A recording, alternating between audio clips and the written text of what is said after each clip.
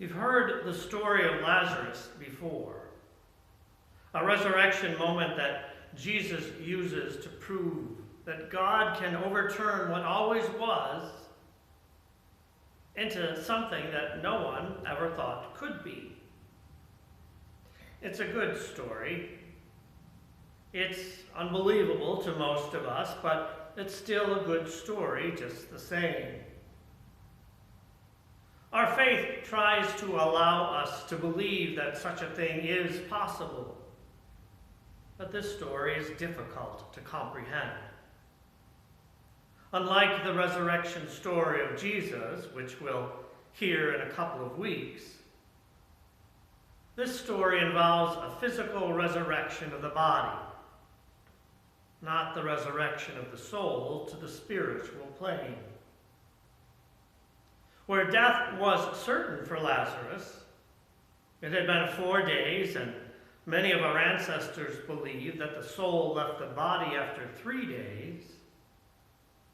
Jesus announced that death was no more and commanded Lazarus to come out of the tomb to resume his life.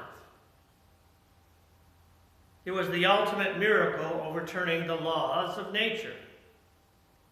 And it was done, as we are told by the gospel writer John, to glorify God and to spread the news of the divinity of Jesus. That's all good stuff. And it serves preachers well in ordinary times. But these are not ordinary times. These are times of fear and anxiety, with much of the world exposed to something that hasn't been seen on this scale for a long time, if ever. I want to focus on just a few words of the story because all this week as I've considered the text, they've jumped out at me, a usual sign that that's where I need to put my focus. When Jesus returned to the grieving Mary and Martha, Martha said to Jesus, "Lord, if you had been here, my brother would not have died." Heavy with grief, perhaps tinged with a bit of anger, Martha speaks a truth that she feels deep in her heart. She says what many of us say when times are tough, when the situation is dire, when hope seems lost. Where were you, God? Where are you, God? Sometimes we say those words in the tragic moments of our lives. Sadly, we don't often say such words when good things happen to us, but that's a sermon for another time. Where were you, God, when my son passed the parked truck, failing to see the oncoming car? Where were you, God, when I decided to take that first cigarette when I was 15? And here I am all these years later, sitting in the doctor's office, hearing my options for treatment. Where were you, God, when my partner decided the grass was greener in the neighbor's bedroom and that an affair was an okay thing to do? More specifically, in our times, and these times, we ask God those same kind of questions. Where were you, God, when this horrific virus passed from one species to another? Where were you, God, when I touched that infected surface and tested positive for the virus? Where were you, God, when that doctor, that nurse, that aide, the custodian, all caregivers trying to save lives got the virus and some died? We could go on, of course, Because right now it's natural and it's okay to ask God such things. Like Martha, and later in the story, like Mary, we want God to be present for us in times of need. Also, like Martha, we want God to overturn the laws of the universe and reverse what already is.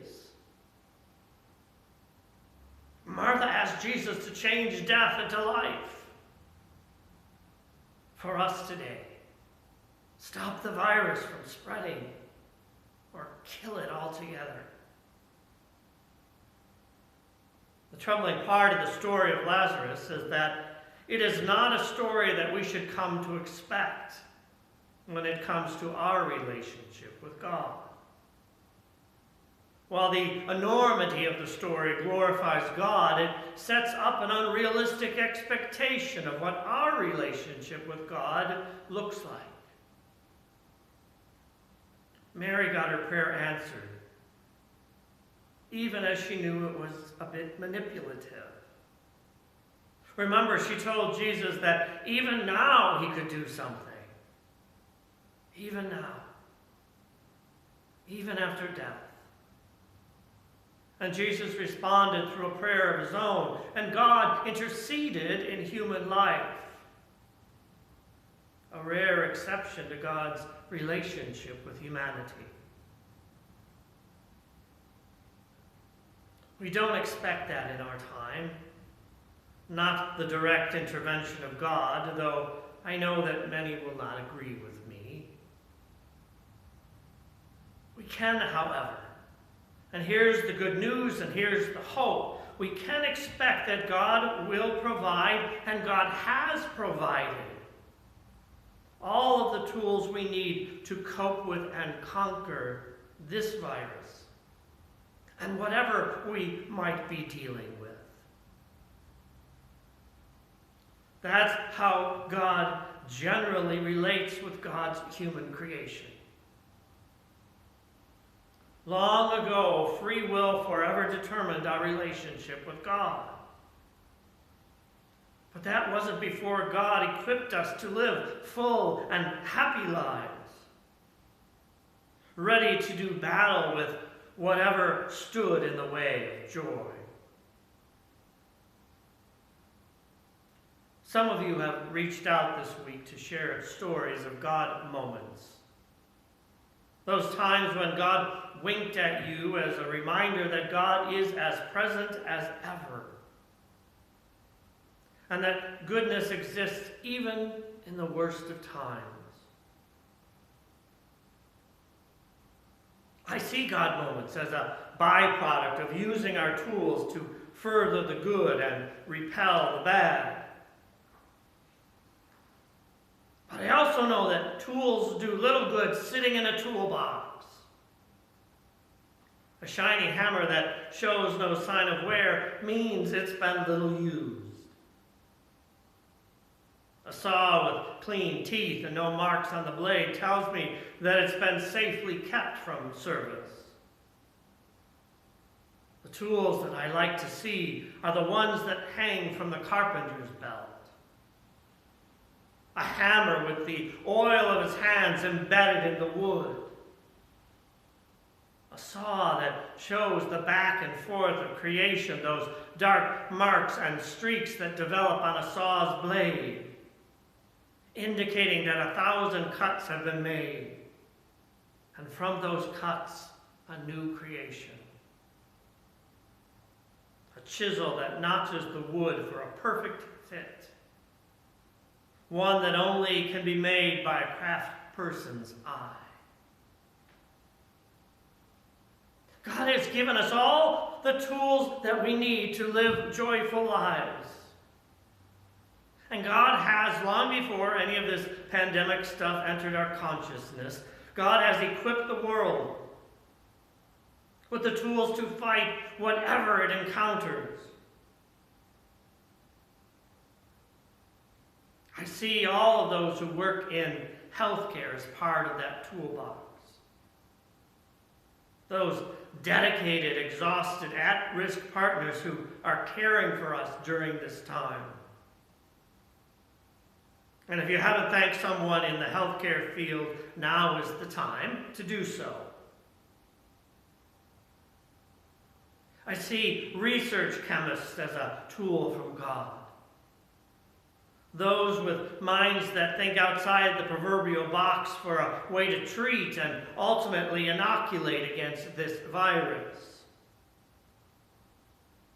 I see God in all those who cannot help but be at work, because their presence is vital to daily life. Those stocking the shelves at the grocery store.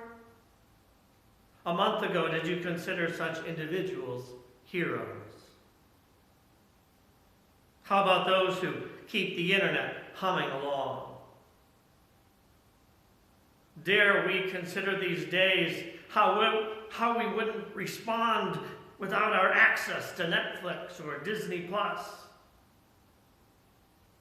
or without a chance to connect with our friends and our family through Skype or Zoom or FaceTime or email.